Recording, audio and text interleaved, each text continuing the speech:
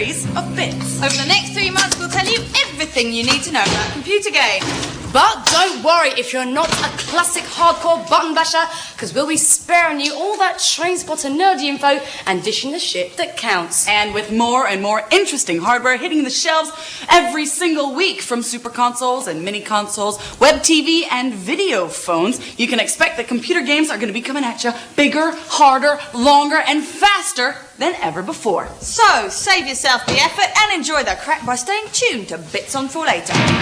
With the high-powered PlayStation 2 looming on the horizon, are the days numbered for the original Super Console, the Dreamcast? We compare the PlayStation 2 megastar lineup with Dreamcast's forthcoming internet-ready titles. And if you are going to order yourself a PlayStation 2, we take a look at the top 3 titles in our Bits Battle of the Beat-em-Ups. Pokemon. Now let that be the end of it. Right, time for this week's gaming news. For a year now, we've enjoyed the superior graphics and speed of Sega's Dreamcast. Next year, old-timers Nintendo and newcomers Microsoft will be shaking up the scene with their brand new, beefed-up machines. In the meantime, Sony will be unleashing their new creation onto the public. It's the PlayStation 2. The Japanese have had their PlayStation 2 since the spring, while the rest of the world has waited and waited for the global launch.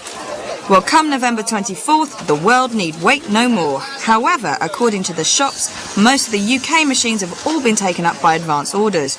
PlayStation 2 fever has hit before the damn machine has been launched.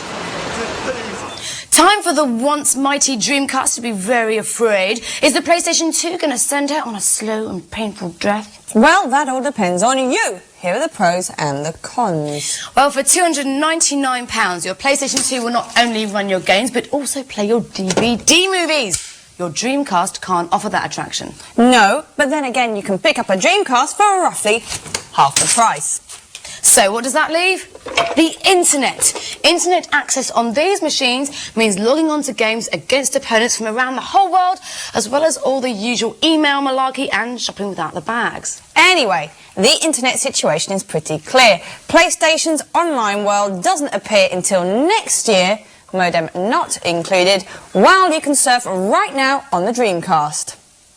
There's not a huge choice of online Dreamcast titles at the moment, but by the time the first PlayStation 2 arrives, Dreamcast's online gaming will have come of age. All that's left is the very reason we buy any console, the games. So let's take a look at what's available on launch day and beyond. For the definitive word in racing games, few titles come close to the Gran Turismo series. The polygon detail is simply stunning this time round, but that's just about all that's new. You'll have to press hard on the touch-sensitive features of the new PlayStation 2 joypad to squeeze any more juice out of this game.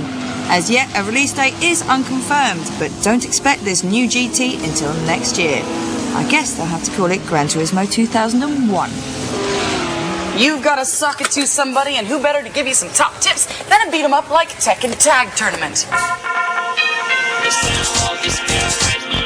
Round 1, fight. Faster than before, more spectacular than ever, and now with a team player feature. Yes, in this latest Tekken, not only do you get lots of support from computer-generated bystanders, but you also get to team up 2 against 2. Hence, the Tekken Tag. Tag. It's certainly a popular series, but it's not the only beat-em-up you can buy for this machine. We'll be taking stock of some of your other PlayStation 2 martial arts favorites later in tonight's show. But if all that earnest oriental martial arts violence is a little too much for your Coke and a hot dog brain, then check out this little number. Let's get ready to rumble! Ready to Rumble started life on the Dreamcast nearly a year ago. This sequel has also been versioned for the PlayStation 2, which is nice as it certainly is an unusual game, combining full-on beat-em-up aggro with some of the dumbest comedy touches. You tame, you train, they bust up their brains. Men, women, big folks and skinny folks all collide together in this update of a colourful classic.